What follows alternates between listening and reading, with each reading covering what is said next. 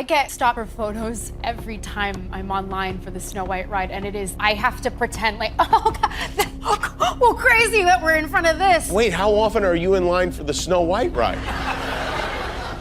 I'm a narcissist.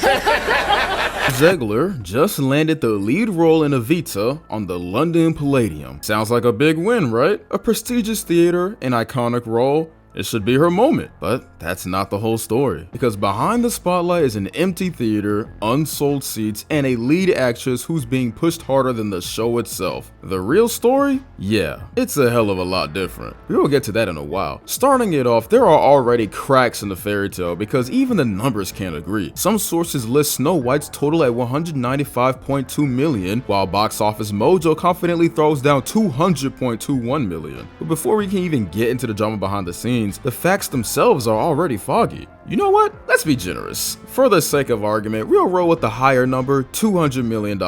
Sure. Even then, it's no secret Snow White was a disaster. A flaming, high-budget, 7 doors short of a train wreck kind of disaster. The trailer looked like it was edited on a school Chromebook. The visuals had the texture of a wet cardboard. The tone unclear, the messaging contradictory, and the whole thing felt like it was caught between trying to be progressive and trying not to get canceled. Rachel Zegler openly dragged the original film mid-promo run. The dwarves weren't dwarves, the prince was basically kicked out of his own story, and by the time the reshoots kicked in, even the marketing team looked like they wanted out. It didn't just miss the point, it treated the point like it was something to be ashamed of. Now, $200 million might sound like a decent haul until you stack it up against the budget. Officially, the production cost sits somewhere between $260 to $269 million, but that's before the massive reshoots. So realistically, you're looking at a budget closer to $300 million. And spending that kind of money on a project headlined by a Hollywood newcomer like Rachel Zegler, it starts to feel less like a casting choice and more like a corporate obsession. At this point, you've got to ask, why is Disney so desperate to make her happen? Whether people want her or not, they're pushing her like she came with a shareholder package. Industry plant much? Moving on to Zegler's latest venture, she's now headlining the stage production of Avita at the London Palladium, playing none other than Eva Perón. That's a huge role, like career-defining if done right. And surprise, surprise, she's the centerpiece of the entire marketing campaign. Posters, press releases, interviews, everywhere you look, it's Golden Globe winner Rachel Zegler front and center. They keep name-dropping Snow White, West Side Story, and The Hunger Games like stacking titles can cover up the fact that most people still don't know how to feel about her. It's less about Eva Perón and more about selling Rachel as the star Disney still insists we care about.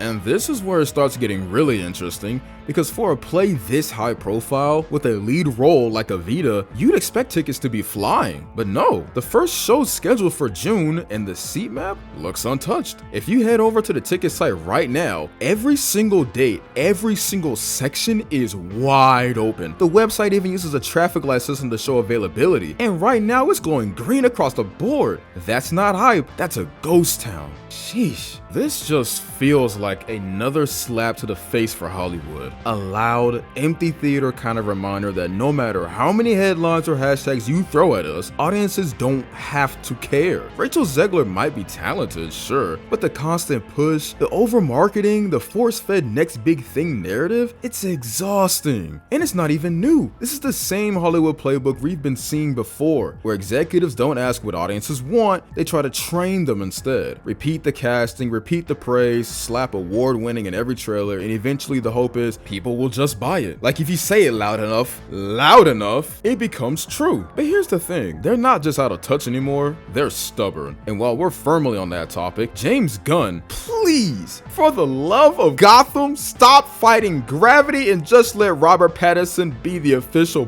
Batman already. You're not building a cinematic universe, you're running a social experiment at this point. Execs, man, I swear, it's no joke. Disney has taken a massive L on the Snow White project, and there's no spinning that. In the past, a box office bomb like this would have been career defining, in the wrong direction. It would have made studios rethink casting choices, maybe even shelve an actor for a while. But not now, because Hollywood isn't about audience preference anymore. It's about audience manipulation. They just keep serving you the same face, same name, same PR approved narrative over and over until you stop questioning it. It's less give the people what they want and more convince the people this is what they want. And Zegler, man, she didn't exactly help her case either. She openly criticized her own movie on multiple occasions, called the original outdated, took shots at the prince, calling him stalkerish. Like, ma'am, you starred in this. Are you promoting it or trying to sink it before it hits theaters? I know that you've told me before that your version of Snow White is different and it's more of a 2022 version of Snow White. What did you mean by that? I mean, you know, the original cartoon came out in 1937, and very evidently so. There's a big focus on her love story with a guy who literally stalks her. Yeah. Weird. Super weird. So we didn't do that this time.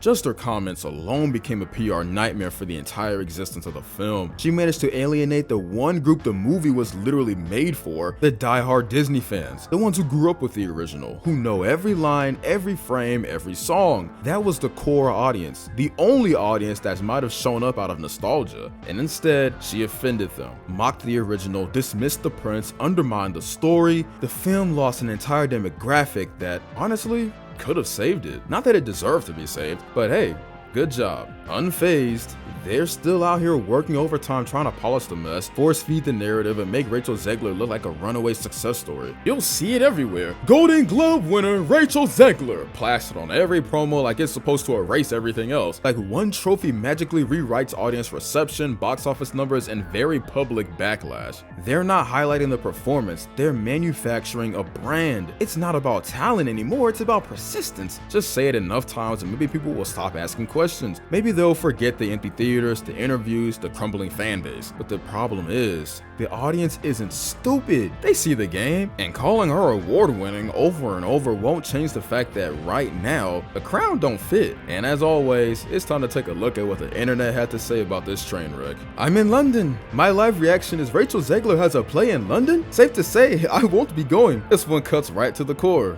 No hate, no yelling, just sheer disbelief and passive rejection.